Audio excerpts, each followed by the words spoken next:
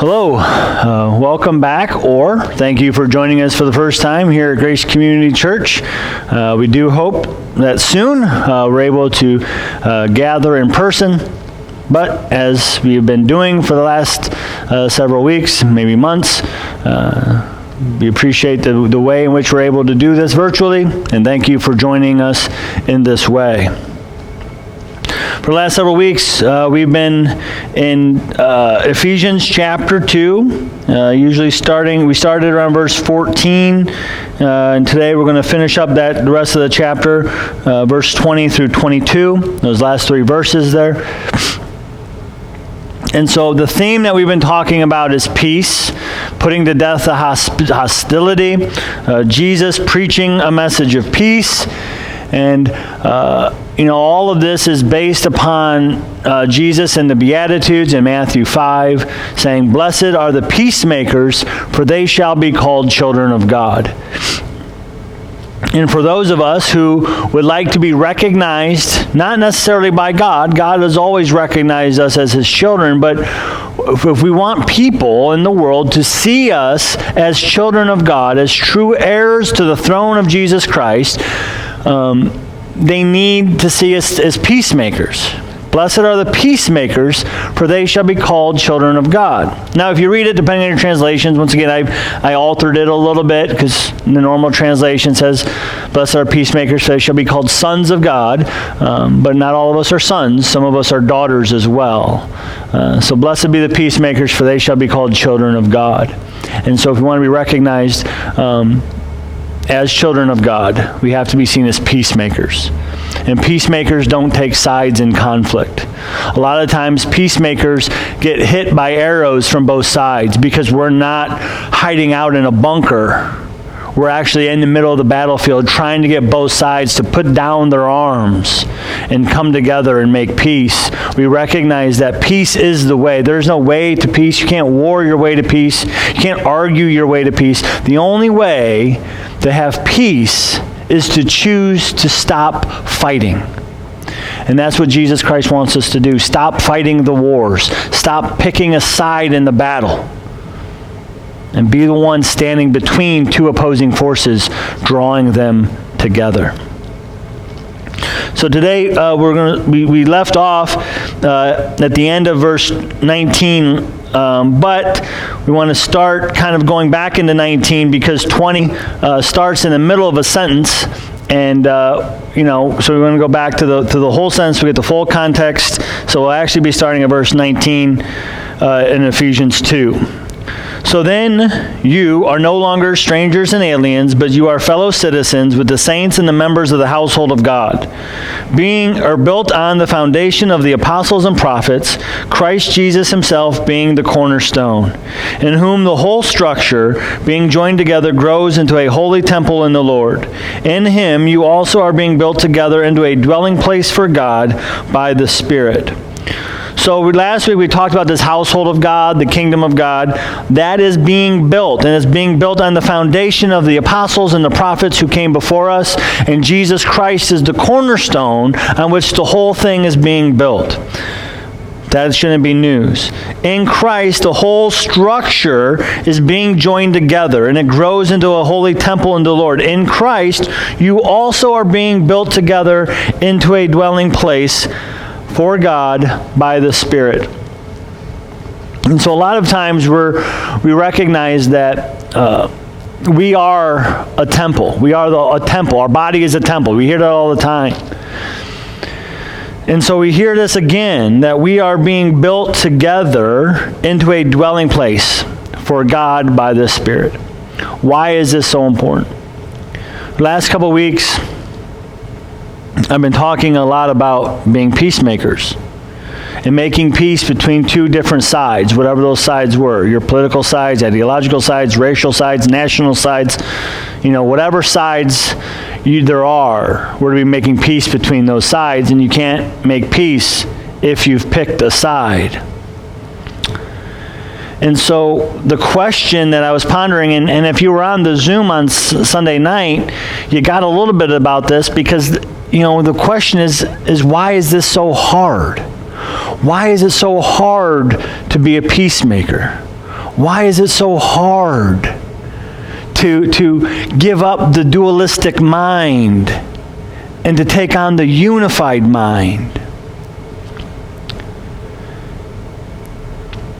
One, it's my understanding of original sin is the dualistic mind. The sin that we inherited through Adam and Eve was the knowledge of good and evil.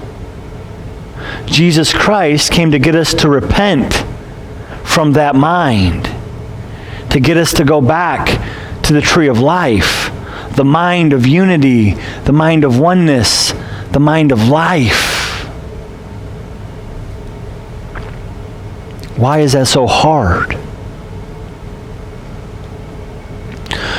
The hardest part of any spiritual journey is always the internal part. Recognizing that no matter what I do externally, it is all in vain if I didn't start internally. And the fact of the matter is that I am being built into a temple of God. Jesus Christ, God himself, resides in me, the hope of glory. And one of the things I've recognized is God cannot be where there is war. There is no war in the kingdom of God. There is no war in God's temple. And yet, we are constantly at war with ourselves. I will never be able to be a peacemaker in the world until I have made peace with myself. In order for me, in order for you, in order for any of us to be a dwelling place for God, where God finds himself in us, Thomas Merton says. In order for that to happen, I have to end the wars that are going on in me. The wars that are internal. All of us, we're at war with ourselves. We're at war with our mind. We're at war with our thoughts. We're at war with our past. We're at war with the lies that we have been told about us. You're not good enough. You don't belong. You're not acceptable. You're not pretty. You're not smart. All of them. And we're constantly at war with ourselves because we know in the very depth of our being where we find Jesus Christ in us, the hope of glory, that all of those are true. But our mind, the duality of our mind is telling us, I'm not in. I don't belong. I'm not acceptable. And I have to try to earn favor. I have to try to prove my worth. I have to try to earn my acceptance. And so there's this conflict that's going on in us. And if there's war in me, how am I ever going to make peace with anybody else? There's a reason why I saved this message for last, because this is the hardest part of the journey of becoming a peacemaker. But it's also the most critical. And it's also the first step. I have to make peace with me. We have to make peace with our past. We have to make peace with the lies that we've been told. And please understand, I'm fully aware that the majority of the lies that we've been told have come from very credible sources. The very people who are biologically programmed to love us and accept us, a lot of times don't. The very people who are biologically programmed are the ones who tell us the most hurtful and painful lies. All of us have experienced it. All of our parents were flawed. All of us who are parents are flawed. That's why Jesus Christ came. To help us undo the flaws.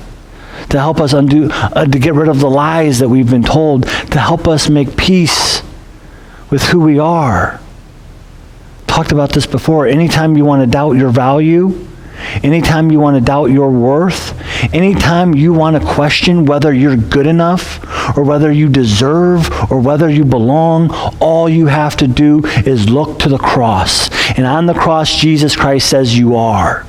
You are good enough. You are capable. You deserve. You are worthy. because he wouldn't have gone to the cross for you if you weren't. And until we can find that peace, until we can learn to sit in that peace, until we can end the war that's going on inside of our souls, until we can look inside and answer those questions, yes, I am good enough. Yes, I deserve what I have. Yes, I am capable of carrying out the mission that God created for me. Yes, I am capable of doing the work that God has given me to do. Yes, yes, yes. And we can put to death the lies that we've been told. Till we can make peace inside of our very own being, we're not going to be able to make peace in the world. And Jesus Christ has called us to be peacemakers. So let us undo the lies we've been told. And once again, I know that for many of us, the lies came from very credible sources. The lies have come from our parents. The lies have come from our teachers. The lies have come from our churches. Our churches who say you're not worthy. Our churches who say you don't belong. Our churches who say you're not good enough. Change the way you look. Change the way you act. Change the way you dress. Change the way you think, and then you'll be acceptable here. We grow up with a world and a church telling us we're not acceptable the way that we are. In order to be accepted by God, we need to change who we are. But yet we're also told that we're created in the image of God. And that God created us exactly the way that we are.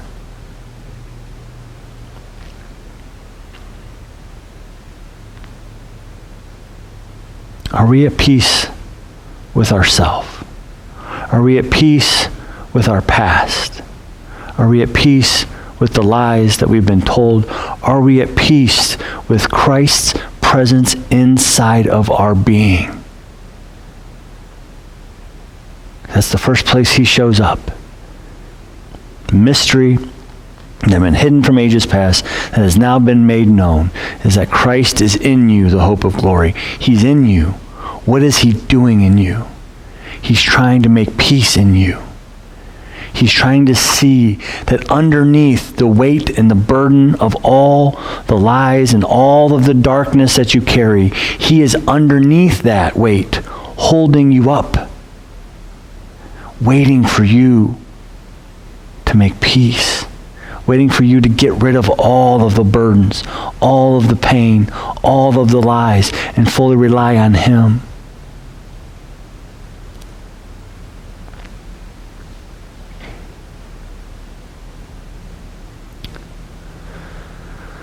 The hardest step on this journey of peace is always going to be making peace with ourselves.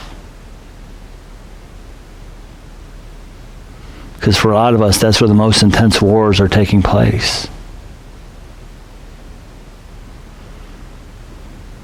It's hard. It's hard because we've been given the dualistic mind. We're not able to see unity and oneness until we repent. Till we change the way we think, change the way we see. We only see division.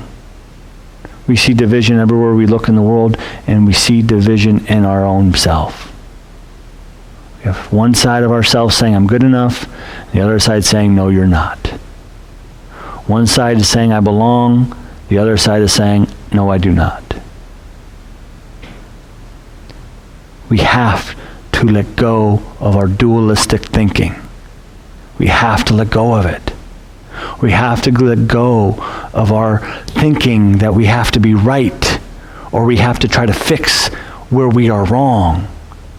And we have to learn how to just embrace peace, which is life, which is unity, which is oneness.